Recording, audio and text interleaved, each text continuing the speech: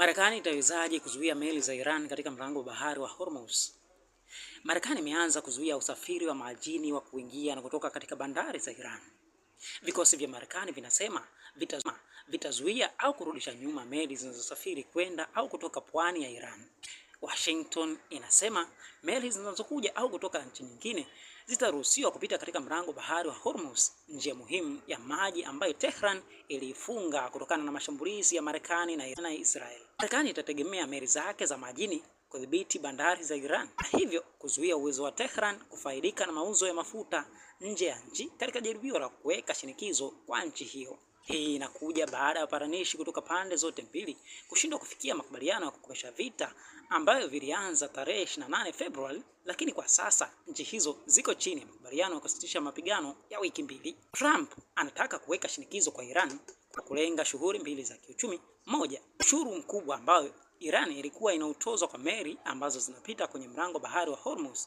Pili, kuzuia mapato ya Iran kutoka kwenye mauzo ya mafuta. Marekani aliiambia Fox News kwamba hatutaacha Iran ipate pesa kwa kuuza mafuta kwa watu wanaopenda na isiowapenda, akisema lengo ni kuruhusu meli zote kupita kwa njia hiyo muhimu ya usafirishaji. Na Iran ilijibu kwa kuita kizuizi hicho ni uharamia, ikitishia kisasi kwa kushambulia bandari katika mataifa ya Ghuba. Mwandishi wa habari wa masuala ya usalama wa BBC Frank Gardner anasema kizuizi hicho kinaleta hatari kuu mbili ambazo ni kwanza, kitaongeza tena bei ya mafuta na gesi, ambapo kusitishwa kwa mapigano haya kutavunjika, vita kamili vinaweza kuzuka tena kati ya Marekani na Iran, pia kuathiri maeneo kama Dubai, Bahrain, Kuwait na Saudi Arabia. Sheria zinasemaje? Kitabu cha mwongozo wa kamandi ya jeshi la wanamaji wa Marekani kuhusu sheria ya operation ya majini kuanzia mwaka 2022 kinafafanua kuwa kizuizi kama operation ya vita ya kuzuia meli au ndege za nchi zote adui na wasioegemea upande wote kuingia kutoka bandarini, viwanja vya ndege au maeneo ya pwani yaliyoainishwa ambayo ni yanayokaliwa na au chini ya udhibiti wa taifa la adui. Shirika la Umoja wa Mataifa la masuala ya baharini limesema hakuna nchi yenye haki ya kisheria ya kuzuia usafirishaji wa meli katika njia zinazotumika kwa usafiri wa kimataifa. Naelewa kuwa kuna mgogoro unaoendelea, lakini bado hakuna msingi wa kisheria katika sheria za kimataifa wa kuchukua hatua za kuzuia njia yoyote inayotumika katika usafirishaji wa kimataifa, anasema katibu mkuu wa shirika hilo Arsenio Dominguez. Donald Lothwell, profesa sheria wa kimataifa katika chuo kikuu cha kitaifa cha Australia, anasema sheria za kimataifa zitaiona Marekani, Israeli na Iran kama maadui baada ya kuwa nchi zisizoegemea upande wowote. Hii ina maana kwamba Marekani kama adui inaweza kuweka kizuizi halali chini ya sheria ya kimataifa, haswa sheria ya vita ya majini, aliandika. Kizuizi kitawekwaje? Maeneo zilipo meli za kijeshi za wanamaji za Marekani hajulikani.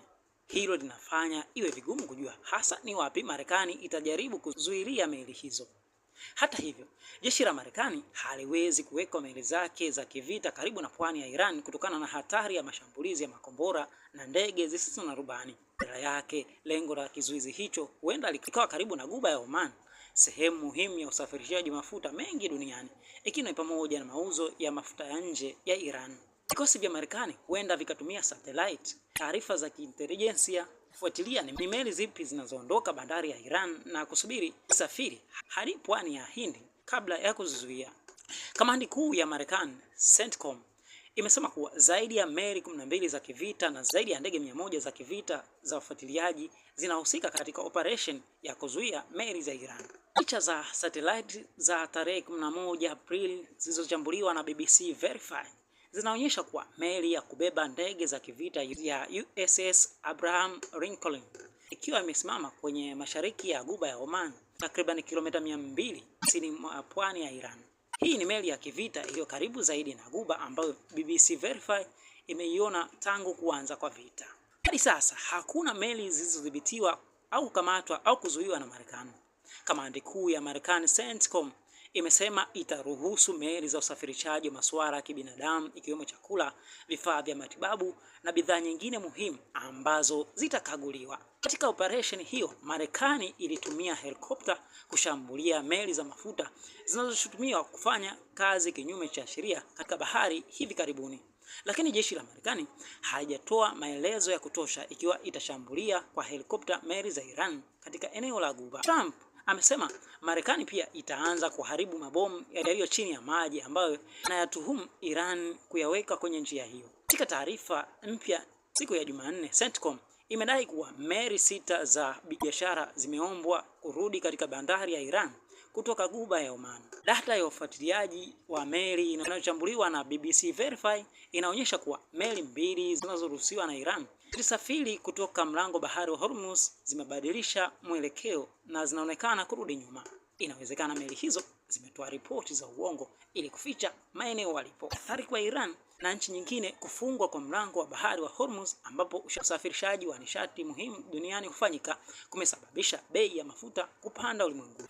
Lakini Iran imeendelea kuzuia mafuta yake nje, na kwa kufanya hivyo ilipata faida kutokana na bei yake kupanda. Machi ulikuwa ni mwezi wa 5 wa mauzo makubwa ya mafuta kutoka Iran katika mwaka 1.5 uliopita. Vizuizi hivyo vinaweza kuwa na athari kubwa kwa wateja wa mafuta ya Iran.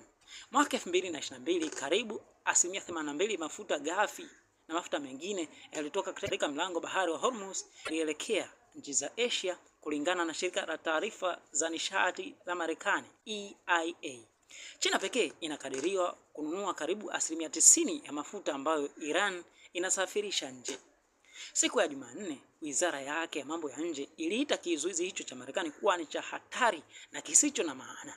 Wachambuzi wanasema kizuizi hicho kinaweza kuwa kimeundwa ili kuilazimisha Beijing kuihimiza zaidi Iran kuingia katika mazungumzo ya amani. Kizuizi cha muda mrefu kinaweza kuharibu zaidi uchumi wa dunia, kuongeza bei ya petroli na chakula, pamoja na kupunguza upatikanaji wa vifaa muhimu kama vile aluminium, helium na akiba ya mbolea. Shirika la fedha la kimataifa IMF ilionya Jumanne kwamba uchumi wa dunia uko hatarini kudorora iwapo vita vitaendelea na bei za juu za nishati zitaendelea. Meli ngapi hupita? Jiografia ya mlango bahari huo imeiruhusu Iran kutumia kama mtaji wake wa vita, ikitumia vitisho kuzuia vyombo vya majini kupita katika njia hiyo. Takriban meli zaidi ya 3,000 kwa mwezi kwa kawaida husafiri kupita mlango huo, lakini idadi hii ilipungua sana wakati wa uhasama wa hivi karibuni. Mlango huo pia ni njia muhimu ya kuingiza bidhaa za Mashariki ya Kati, ikiwa ni pamoja na chakula, dawa na vifaa vya kiteknolojia. Vizuizi vimesababisha mgogoro wa mafuta barani Asia, linalotegemea sana mafuta ya Mashariki ya Kati. Serikali zimewaamuru wafanyakazi kufanya kazi nyumbani, kupunguza wiki ya kazi, kutangaza likizo za kitaifa na kufunga vyuo vikuu mapema ili kubana matumizi. Waziri Mkuu wa Uingereza Sir Keir Starmer amesema vikosi vya Uingereza havitashiriki katika kutekeleza vikwazo hivyo.